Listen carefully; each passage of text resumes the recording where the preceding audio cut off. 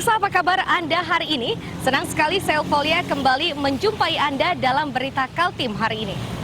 Sejumlah berita penting telah kami siapkan untuk Anda dan berikut 3 berita utama Kaltim hari ini. Terpidana tindak pidana korupsi di Kabupaten Berau dijemput jaksa penuntut umum di kediamannya.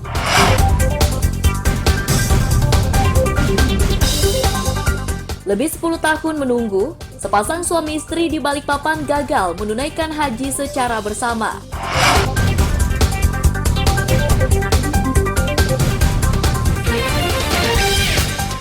Seorang siswa SMA di Kabupaten Berau mendadak viral karena mampu menirukan suara Presiden Republik Indonesia Joko Widodo.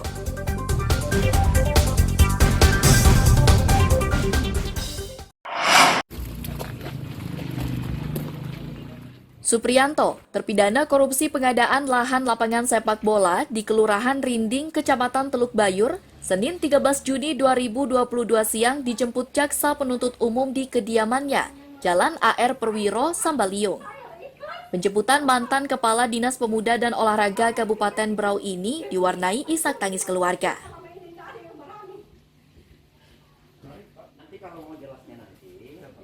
Supriyanto hanya bisa pasrah, bersikeras tidak merasa terlibat korupsi yang disangkakan. Menurut ia, pejabat pembuat komitmen pembelian lahan itulah yang semestinya dijadikan sebagai terdakwa.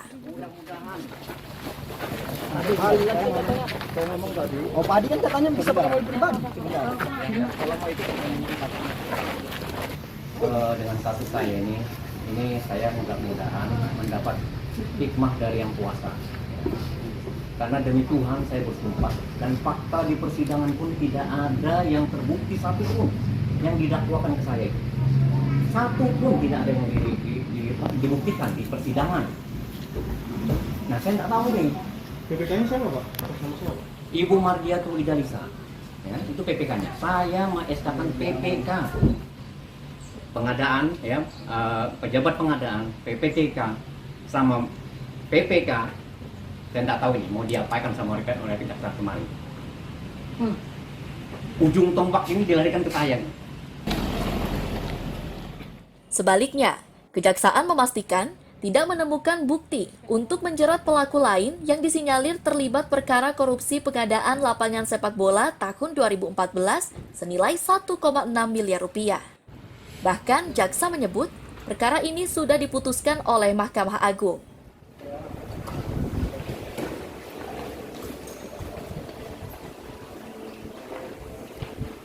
Jadi berdasarkan dari hasil penyelidikan bahwa PPK belum cukup bukti untuk dijadikan sebagai orang yang harus bertanggung jawab juga, kan gitu ya? Tapi ada kembali dilakukan pemeriksaan nantinya, Penyidikan kemungkinan Pak. Penyidikan sudah selesai, tapi nggak tahu kita nanti kita lihat perkembangan di baca putusan kembali ya. Terhitung mulai Senin 13 Juni 2022, terpidana Supriyanto harus menjalani penahanan selama 4 tahun di Rutan Kelas 2B Tanjung Redep. Hukuman itu akan bertambah 2 bulan jika tidak membayar denda 200 juta rupiah. Amir Hamzah, Miko Gusti melaporkan dari Kabupaten Berau.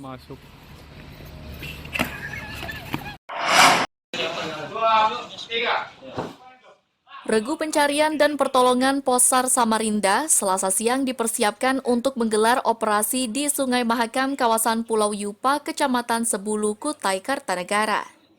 Itu dilakukan setelah tim ini menerima informasi 1 orang terjatuh dari kapal Senin malam pukul 23 waktu Indonesia Tengah. Peristiwa ini bermula dari kehabisan bahan bakar saat kapalnya dalam perjalanan pulang dari Bengkinang menuju Pelabuhan Pongkor. Upaya untuk menolong korban dilakukan ABK dari kapal lain. Saat korban bernama Abdul Rahman Ranti melempar tali ke kapal penolong, ia terpeleset dan tercebur ke sungai.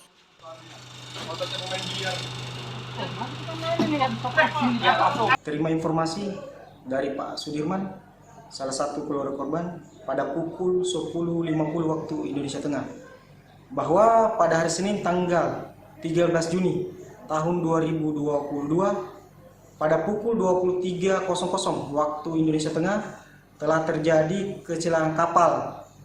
Salah satu ABK kapal tersebut terjatuh dari kapalnya di Sungai Mahakam, Kabupaten Kutai Kartanegara. Kantor SAR Balikpapan memerintahkan unit Samarinda untuk bergerak ke LKP pada pukul 11.05 waktu Indonesia Tengah.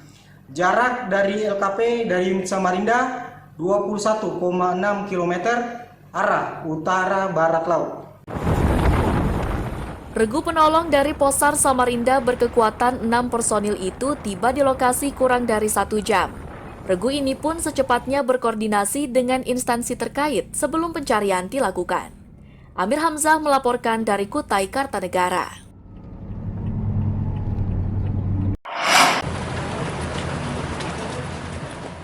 Herman, Helmi, Estu, dan Irwan dengan tangan terborgol Selasa siang digiring ke Mako Polresta Balikpapan. Keempatnya ditangkap karena terlibat peredaran narkotika jenis sabu-sabu. Bersama tersangka disita 47 gram sabu-sabu yang kini dijadikan barang bukti.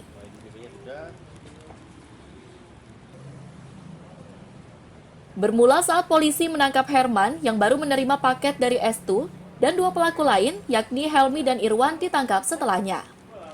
Keempat pelaku mengaku narkoba tersebut dibeli pada seseorang berinisial A yang kini masih diburu polisi. Rencananya narkoba ini akan mereka pasarkan di wilayah Balikpapan dan Penajam Pasir Utara. 6 tahun, paling lama 20 tahun. Di TKP pertama diamankan dari saudara IR 2 paket sabu tersebut. Kemudian bahwa pengakuannya bahwa dia diusuruh oleh seseorang untuk mengambil paket dari seseorang yang berasal dari saudara ES. Kemudian saudara ES setelah diperiksa mengaku bahwa barang tersebut dibeli dengan cara mentransfer uang sebesar 28 juta rupiah dari saudara inisial A. Kami tetapkan sebagai DPO. Para tersangka ini terancam pidana 20 tahun penjara hingga seumur hidup.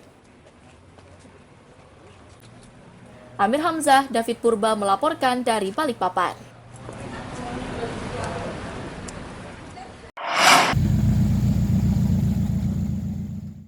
Jalan alternatif inilah yang kini dimanfaatkan pengendara untuk melintas dari dan ke arah Sambutan Samarinda. Itu terjadi menyusul pergerakan tanah hingga menyebabkan sejumlah warga diungsikan.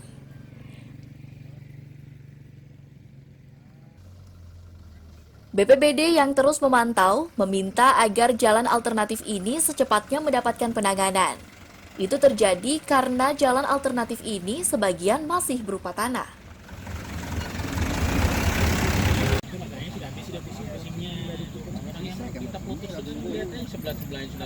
Tapi memang ada permintaan dari kelurahan dan kecamatan berkaitan pengerjaan proyek itu mungkin jangka panjang untuk menghindari kecelakaan dan kelancaran lalu lintas, minta dengan pengecoran atau alternatif lain yang penting pengguna lalu lintas itu aman. Ya. Nah terus dan ini hasil koordinasinya dari PO Provinsi sudah saya hubungi. Intinya dia akan melakukan pengerasan, kemudian sambil dievaluasi. Dinas Pekerjaan Umum bekerja cepat. Selasa siang, mereka sudah menurunkan tim untuk mengukur lebar dan panjang jalan yang akan diperbaiki. Untuk sementara masih tahap pengukuran. Tahap pengukuran yang kami ukur sementara datanya di bagian sisi kiri. Panjangnya yang mau ditangani 12,60 sama lebarnya 690. Terus titik 2 sisi kanan panjangnya kurang lebih 47,50 meter sama lebarnya 7 meter. Dinas Perhubungan pun bergerak cepat. Mereka akan memasang lampu penerang jalan di sepanjang jalan alternatif ini. Itu dilakukan agar pengendara bisa lebih berhati-hati saat melintas.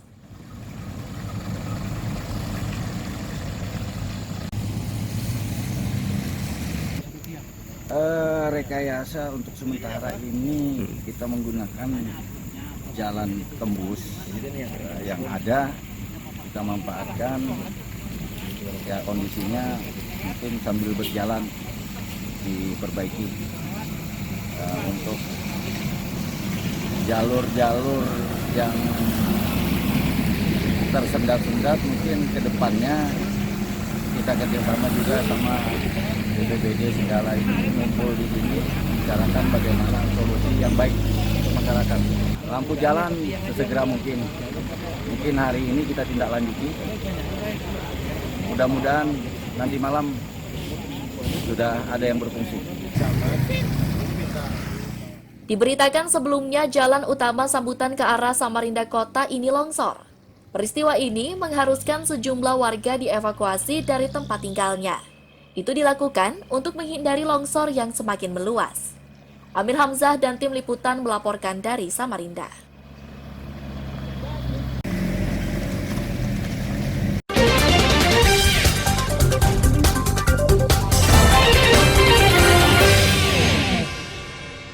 Masih bersama saya Eufolia, pemirsa, kembali kami sampaikan 3 berita utama Kaltim hari ini.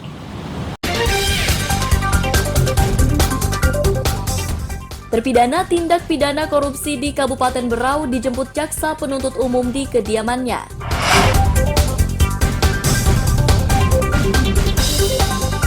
Lebih 10 tahun menunggu, sepasang suami istri di Balikpapan gagal menunaikan haji secara bersama.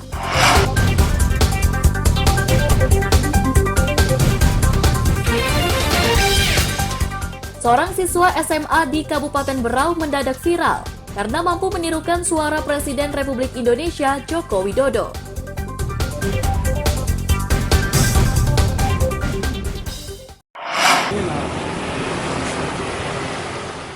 Pria 71 tahun ini bernama Sunarto. Ia warga Balikpapan yang sehari-harinya berjualan berbagai kebutuhan pokok.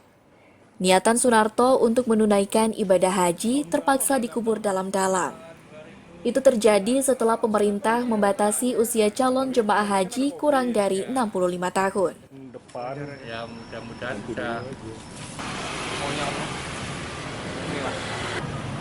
Saya ada berangkat, tapi istri berangkat, tapi terpaksa saya ikhlaskan untuk berangkat saja daripada nanti.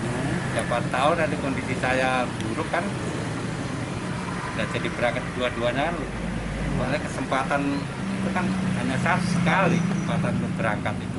Oh, jadi istri tetap berangkat, Bapak? Iya, berangkat. Bapak batal berangkat lantaran apa, Pak? Usia. Oh, pembatasan usia ya? Saya kan 71. Meski pasrah, namun keluarga ini masih memiliki harapan. Itu terjadi setelah istri Sunarto bernama Samsiah masih bisa melaksanakan rukun Islam kelima tersebut. Samsiah yang mengaku belum terbiasa berpisah dengan suami jika melaksanakan ibadah haji seorang diri. Disebutnya ini merupakan takdir yang diberikan Sang Maha Pencipta.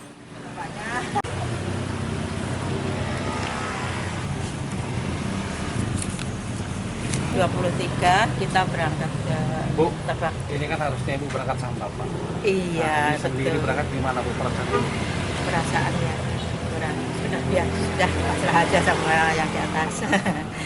Bapaknya mungkin belum masih di Ada rasa sedih sedikit ya, nggak sih? sedikit ada rasa sedih. Bapaknya biasanya kemana-mana sama bapaknya, karena belum mungkin awal. Sudah berapa lama sih Bu persiapan pergi haji Bu? Mulai pendaftaran tahun 2011. Sama Bapak ya? Iya, sama-sama. Meski gagal menunaikan ibadah haji, namun Sunarto yang sudah menanti sejak tahun 2011 lalu tidak akan mengendurkan ibadah.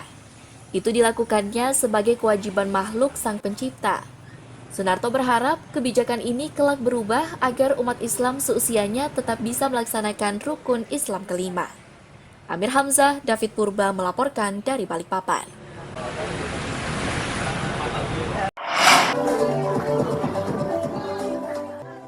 Tarian daerah khas Kalimantan ini diperagakan peserta didik di Taman Kanak-kanak Bunga Kasih Bangsa di Kutai Barat. Anak-anak usia dini ini nampak semangat mengikuti irama tarian. Tidak hanya tarian lokal, sebagian lainnya juga memperagakan seni dan budaya dari berbagai daerah di Indonesia.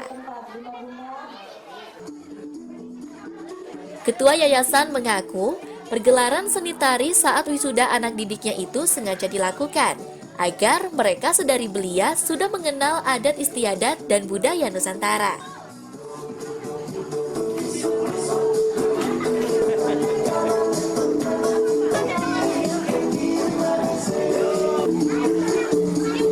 Kegiatan hari ini pelepasan anak-anak TK PGTPA. Nah, kami ngambil temanya itu Aku Cinta Budaya Nusantara Indonesia. Jadi kami mengangkat beberapa budaya, tarian Dayak, tarian Jawa, tarian Timur, ya, dan tarian Gantar. Kita berharap bahwa anak-anak dari usia sedini mungkin sudah bisa mencintai budayanya sendiri. Dan di mana dia berada, dia harus mengenal budaya setempat dan juga budaya-budaya lain yang ada di dalam lingkungan di mana dia berada. Peserta didik mengaku senang acara wisudanya diisi dengan tarian tradisional. Ia pun kini mengenal beberapa busana dari berbagai daerah di Indonesia.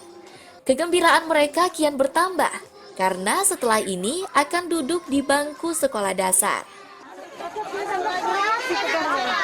Ronald ini pakai baju apa, Ronald? Jawa. Aku pakai baju apa, Mak? Dayak. Oke. Ini hari ini kegiatannya apa nih, Ronald? Wisuda. Sudah. Nanti setelah ini mau sekolah di mana? Di kelas kakak Kak Ica. Oh ya, mau masuk SD ya? Ya, kelas 1.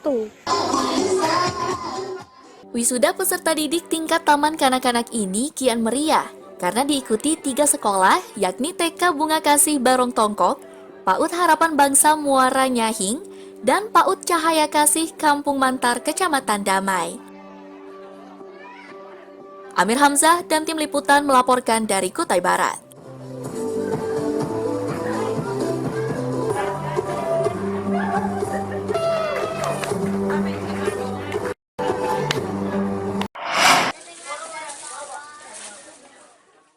Cabai rawit merah di pasar tradisional Kelandasan Balikpapan kian menggila.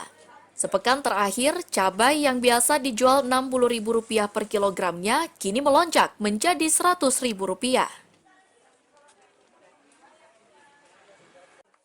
Penjual mengaku tidak mengetahui pasti sebab kenaikan tersebut. Mereka harus menaikkan harga jual dikarenakan harga pembelian dari distributor sudah lebih dulu meningkat. Pembeli dan penjual makin terjepit karena kenaikan terjadi juga pada cabai lokal.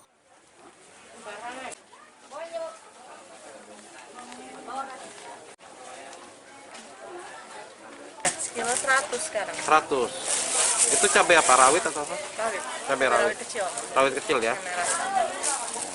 Tahu Mbak naiknya karena apa? Nggak tahu, kita beli memang udah mahal. Sudah mahal ya. Iya. Dari ininya ya, apa? Distributornya ya. Iya. Ini cabai dari Surabaya, Makassar? Nggak, ini Lombok Kampung. Oh, Lombok Kampung ya. Oh, Lombok ya. Kampung memang dia Lebih mahal ya. Tapi kiriman yang juga sama. Kiriman juga sama ya. Harganya kurang lebih sama aja. Oh. Mahal juga. Gimana Mbak jualnya Mbak 100 itu? Susah? Ya susah, kasihan sih, karena kadang orang beli sedikit aja kan, beli 5.000 gitu, tapi dapatnya ya hanya sedikit karena harganya sudah 1 kilonya kan 190, sekitar 100. Sampai 100. Normalnya berapa Kak? Paling murah. Aku kan baru datang dari kampung, tahu-tahu jualan kok Lombok naik. Lombok naik? Iya. Ya. Kalau sebelum naik itu berapa? 50, 60? 60-an. 60-an ya? Ya, tak tinggal itu 60-an. Berarti sudah berapa lama naik nih Kak? Kayaknya ada seminggu. Semingguan sudah ya? Semingguan. Pedagang dan pembeli berharap pemerintah kota turun tangan agar harga cabai tidak makin meningkat. Amir Hamzah, David Purba melaporkan dari Balikpapan. Kamu tuh udah diajak.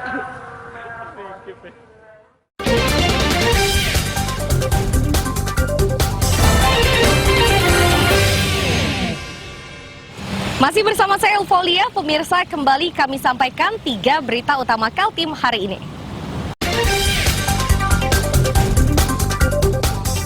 Terpidana tindak pidana korupsi di Kabupaten Berau dijemput jaksa penuntut umum di kediamannya.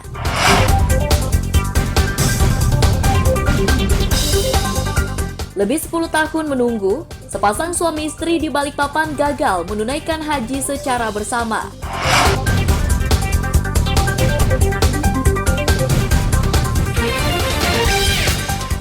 Seorang siswa SMA di Kabupaten Berau mendadak viral karena mampu menirukan suara Presiden Republik Indonesia Joko Widodo.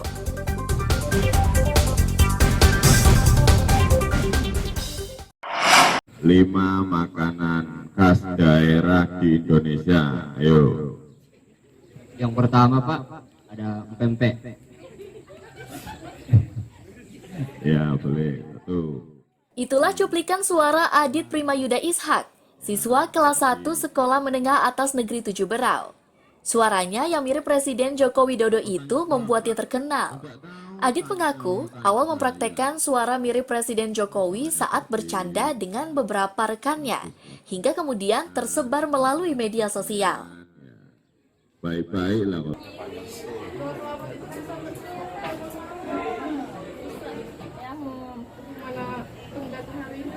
Pertama sih dari game ya pertama. Ya dulu tuh main pertama sama teman gitu, bercanda-bercanda, bilangnya kok mirip suaranya kalau ditekan gitu. Ya terus nanti pas itu diajak collab sama YouTuber juga yang 10 juta subscriber itu Reddy Rangers. Terus habis itu mulai viral naik di TikTok. Kemampuan Adit diketahui saat digelar class meeting atau pertemuan antar kelas.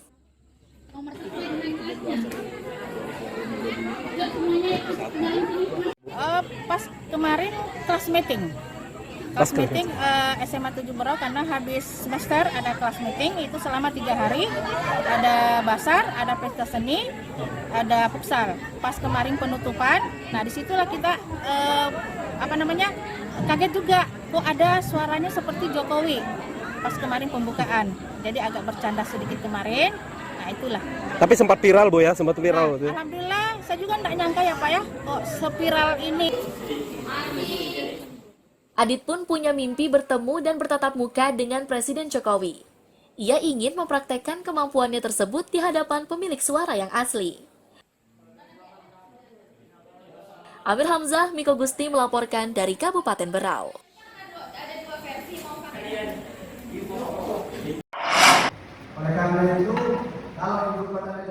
Sebagian dari 111 guru SMA SMK di Kutai Kartanegara yang diangkat menjadi pegawai pemerintah dengan perjanjian kerja atau P3K. Mereka diangkat setelah lulus tes. Surat keputusan pengangkatan diserahkan Wakil Gubernur Kalimantan Timur di gedung UPTD Dinas Pendidikan di lingkungan Museum Mula Warman di Tenggarong Selasa siang. Wakil Gubernur meminta para guru agar memanfaatkan kesempatan yang diberikan pemerintah dengan sebaik mungkin. Harapan kita mereka bisa mengabdi sepenuh hati dan menjadikan pekerjaannya sebagai pekerjaan yang patut dibanggakan juga dengan sungguh-sungguh agar nanti sumber daya manusia yang ada di tempat ini bisa meningkat kualitasnya. Dan tentu pemerintah secara serius memperhatikan kesejahteraan mereka sesuai dengan aturan yang berlaku. Dari seratusan guru ini, sebagian merupakan tenaga harian lepas atau THL yang sudah mengabdi 15 hingga 20 tahun. Bahkan mereka pun sudah bersertifikasi.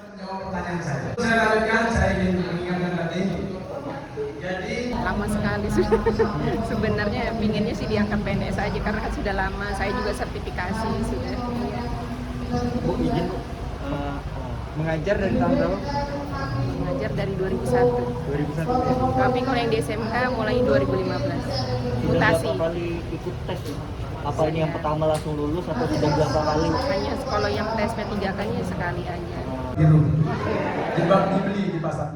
Di Kalimantan Timur terdapat 1.000 guru tenaga harian lepas yang akan diangkat menjadi P3K. Di tahap awal, 685 guru dan tahap berikutnya 315 guru. Amir Hamzah, Faidil Adha melaporkan dari Kutai, Kartanegara. Itu sebagian besar Nasihat Pak. Lupa saya. Evaluasi dan pembinaan kegiatan strategis Badan Pertanahan Nasional Kaltim Tara ini digelar Selasa siang di Samarinda. Wakil Gubernur menilai evaluasi ini perlu dilakukan jelang pemindahan ibu kota negara. Itu dimaksudkan untuk meminimalisir sengketa yang diakibatkan ketidakjelasan kepemilikan lahan. Untuk memudahkan warga, BPN Kaltim Tara sudah membuka aplikasi berbasis website bernama Dilan.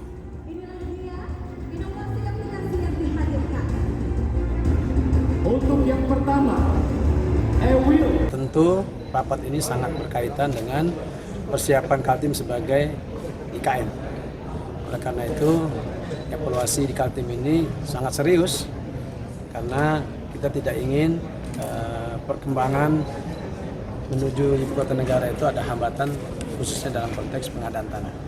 Dan tentu kami memberikan kepercayaan sepenuhnya kepada Kanwil BPN beserta seluruh jajarannya. Semoga apa yang menjadi keinginan Bapak Presiden untuk menjadikan Kaltim sebagai ibu kota negara itu selesai dalam konteks urusan pertanahan. Untuk mensosialisasikan aplikasi Dilan, BPN Kaltim Tara sudah menggandeng Universitas Mula Warman. Mereka pun setiap 6 bulan melakukan evaluasi hasil kerjanya. Ini kita melakukan evaluasi 6 bulan yang lalu, kemudian kita menentukan rencana aksi 6 bulan ke depan, sehingga pelayanan kita ke masyarakat Kaltim ini bisa benar-benar bagus.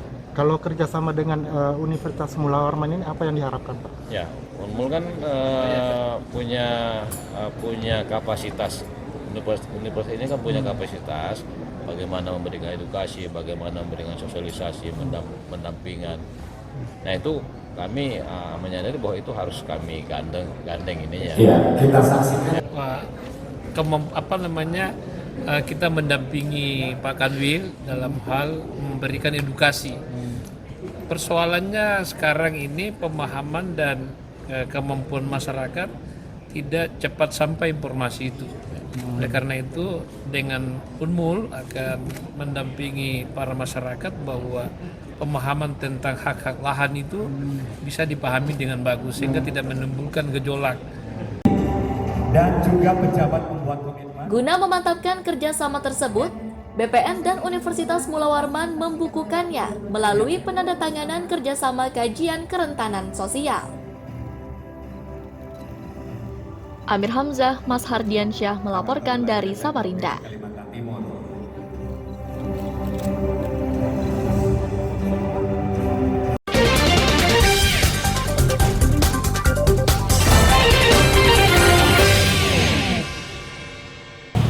Pemirsa, berita tadi sekaligus menutup perjumpaan kita kali ini. Akhirnya saya Ulfolia dan tim redaksi yang bertugas mengucapkan terima kasih atas perhatian Anda. Selamat pagi, selamat beraktivitas, sampai jumpa.